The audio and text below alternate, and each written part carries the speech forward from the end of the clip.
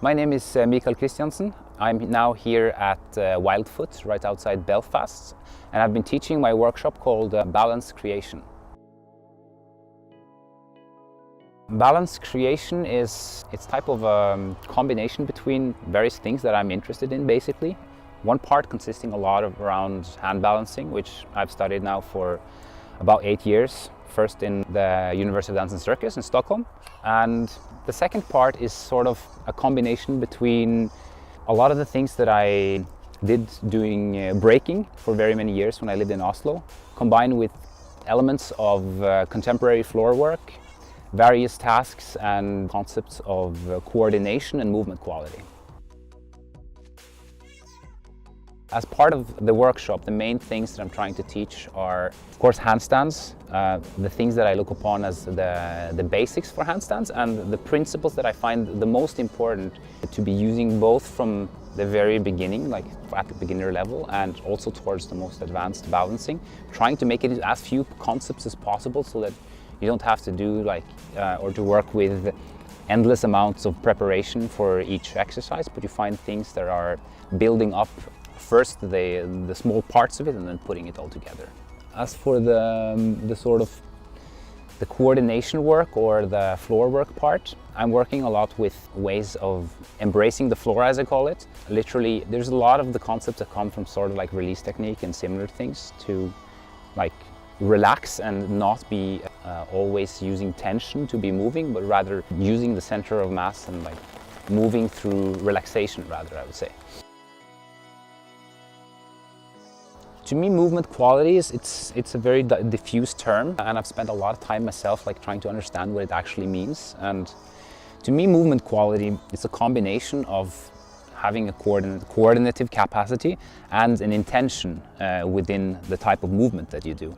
So that if you're just like mimicking biomechanics, just moving an arm, thinking about, okay, I flex my arm and I extend my arm, like you're not putting yourself into what you do, you're not investing into the movement. And from watching dancers, from watching gymnasts, circus, martial artists, or whatever you might be looking at, sort of the quality that comes out is very often linked to the confidence in the movement and the sort of investment. If it's emotional or an idea or a thought or just very focused and physical, the qualities come out different, but I feel that sort of the sort of an inner type of investment that creates it. Better movement, I think it's a very subjective question and a very situational question, in the sense that, I mean, if you're working, for example, with handstands, as I do, I think that better movement means, for example, more precision.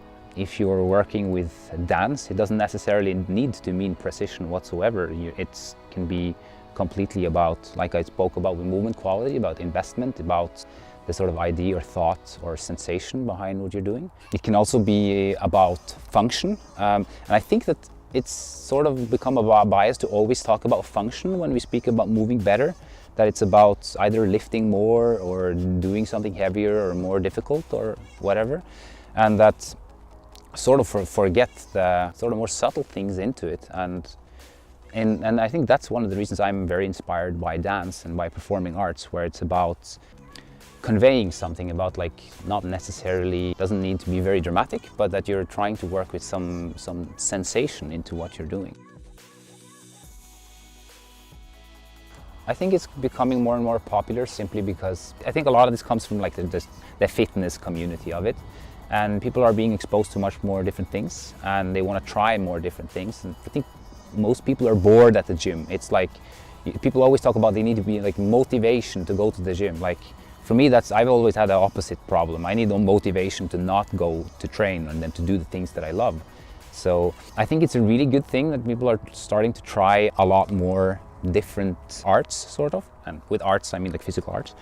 But I think it's also like, from what I see, it gets a bit stuck. It becomes like reiteration of a lot of the same things, a lot of the same concepts, which many of the concepts are good, but I feel that they're, like again, like I spoke about before, that there's a lot of focus on like the function of it. It's supposed to be a better type of doing this or better type of doing that, and people don't really focus on doing what they like. It's more like, yeah, someone said that this has a great function and will make me strong or flexible or whatever, but what's the intention behind it? I feel there's sort of a lack of an end point to a certain degree, but I think that it has a lot of good things with it, and I think it brings purpose to a lot of people's lives in a completely different form than it does to just go to the gym and getting really buff. So I think it's absolutely a great